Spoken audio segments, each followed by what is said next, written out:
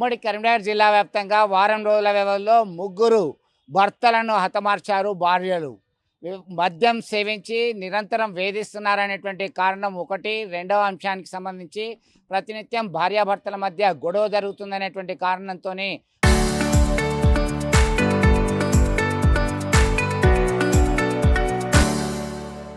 పక్కా ప్లాన్తోని బండరాజుతో మోదీ ఒకరు, రోకల్ బండతో మోదీ మరొకరు హతమార్చినటువంటి ఘటన. అలాగే తాజాగా పెద్దపల్లి జిల్లా సుల్తానాబాద్ కాట్నపల్లిలో సైతం హత్య చేసింది. పోలీసులు ఘటనా స్థలానికి వెళ్ళి విచారణ జరుపుతున్నారు. మొన్నటికి మొన్న జగిత్యాల జిల్లా కోరుట్ల పట్టణంలోని అలమయ్య గుట్ట ప్రాంతానికి సంబంధించినటువంటి ఓ భార్య తన భర్తను హతమార్చడం జరిగింది. 4 రోజుల కిందనే పెద్దపల్లి జిల్లాకు సంబంధించి భార్యాభర్తల మధ్య గొడవ కారణంగా రోకల్ బండతో మోదీ హతమార్చినటువంటి ఘటన. ఇక్కడ అక్కడ అనే తేడా లేదు. ఏదో ఒక కారణంతో భర్తలను హతమారుస్తున్నటువంటి భార్యల సంఖ్య పెరుగుతూనే ఉంది. దీనికి మానసిక పరిపక్వత సరిగా లేకనా, కుటుంబ కలహాల ప్రధానమైనటువంటి కారణం అని చెప్పేసి చర్చ జరుగుతుంది. దీనిపైన పూర్తిగా సమగ్రమైన కౌన్సిలింగ్ అవసరం అంటున్నారు సామాజికవేత్తలు. చిన్న చిన్న గొడవలు వచ్చి భార్యను పండగడి బతుకున్నాను మేము.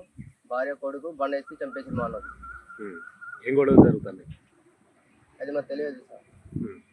అలా భార్య భర్త చిన్న చిన్న అప్పుడు అయింది. కానీ నిన్న నైట్ వచ్చి మొన్న వచ్చిందంట ఆయన. మొన్న నైట్ లొల్లి లేదు.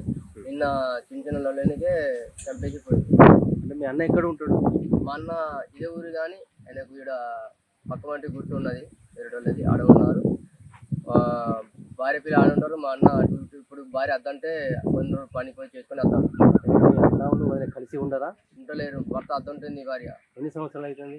సంవత్సరం అవుతుంది. ఎందుకని? ఏమో వాళ్ళు భార్యను కొడుకు తండ్రి అద్దు భర్త అద్దంటి ఇట్లా చేసి చంపేసిపోయారు సంసారం నుంచి. చెట్లలో పోయినాము. నిన్న దేవుళ్ళ కాడికి పోయినాము.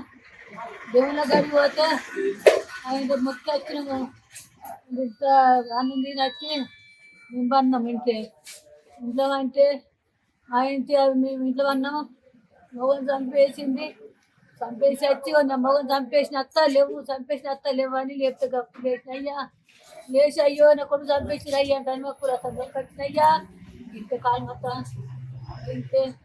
కొన్ని రోజులు కిరాయి ఉన్నారు వాళ్ళు. కొన్ని రోజులు కిరాయి ఉన్నాక తర్వాత ఒక 10 నెలలు ఒక తల్లిగారి ఇంటికాడ ఉంది. ఇప్పుడు అలా వచ్చి నెల అవుతుంది అంతే.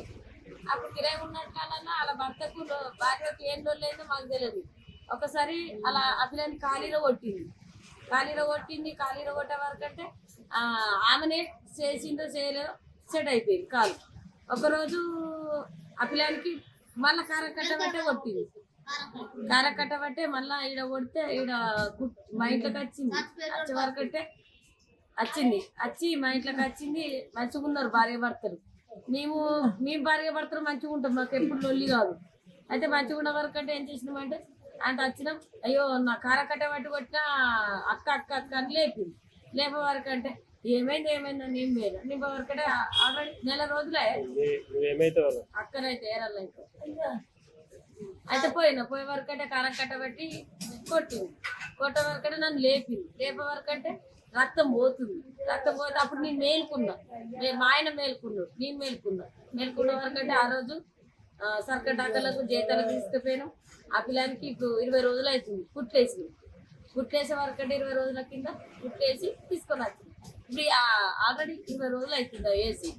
20 రోజులకు నేను పోషాల కాడికి వెళ్ళాను. నిన్నటి కాడికి అయితే పోషాల కాడికి పోయి వచ్చినాము. అప్పటికి భర్త లేడు, భార్య లేదు, ఇద్దరు లేరు. మా ఇంటికి కూడా అది ఇల్లు ఇట్లా, నా ఇల్లు ఇట్లా ఒకటే ఇల్లు. వాళ్ళు లేరు కదా అని మేము పోషాల కాడికి పోయి వచ్చి అదే మేము కొంచెం ఈయన భర్త రింకేసింది. ఏదన్నా భర్త తాయిన కలిపేసుకొని పండుకుంది. అప్పటికి ఓళ్ళు లేదు. మా అత్తమ్మ పండుకున్నంత మా ఇంటికన్నా అంటే పిల్లలు మేము అందరం ఒక ఇట్లా వండుకున్నాక ఓళ్ళు లేరు కదా అని తలపేసుకుని సప్తాక వండుకున్నాం. ఏనంగా వచ్చి కొట్టింది మాకు తెలియదు. కొట్టింది ఆల్రెడీ మెదడు కొట్టి మెదడు బయటకు వెళ్ళినాక అక్క నా మొబైల్ చంపుకున్నా అని దాన్ని తలుపు తీసి ఇక ఏళ్ళు పెట్టి తీసి చంపిందే.